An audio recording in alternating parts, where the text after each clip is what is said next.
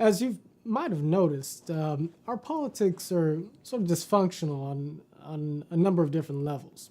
And it would be easy for me to take up a lot of time talking about all the different ways in which the political conversation, as it is today, is failing Americans. But one core way which needs to be focused on is its impact on the economic discourse in America.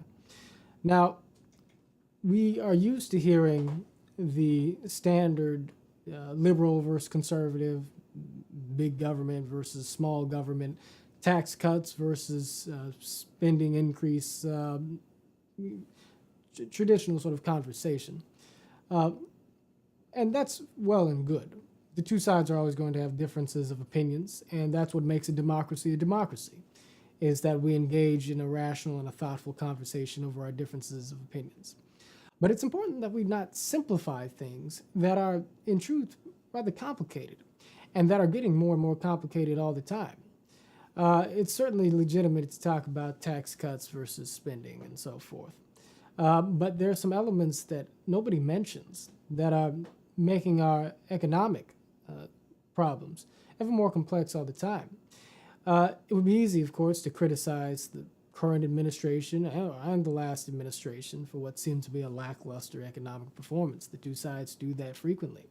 But what we don't talk about very often is the fact that our our personal debt to credit ratio, the amount of privately held credit debt in this country has increased dramatically since the 1980s. We don't talk too much about the fact that the presence of technology, more efficient technology, has been displacing workers for several decades now. In the recession of the early 1970s, for instance, we lost something in the area of about 5% of GDP in the early 70s.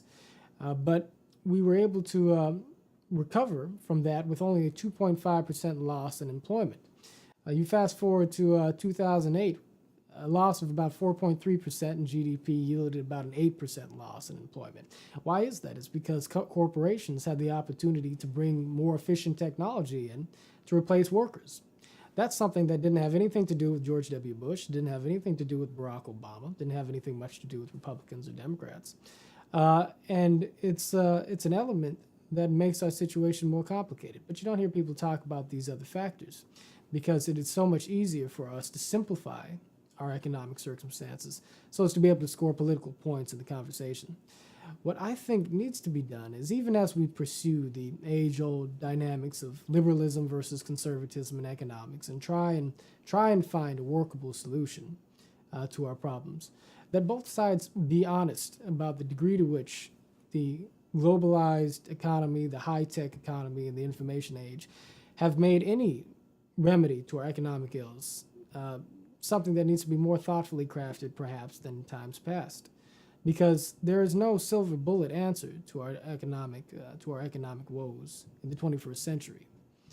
But what is certain is that we won't be able to get to the best solutions unless the argument lives up to the real quality and to the real obstinacy of the challenges before us. And that requires all Americans speaking with one another and discoursing with one another with a respectful and an understanding attitude.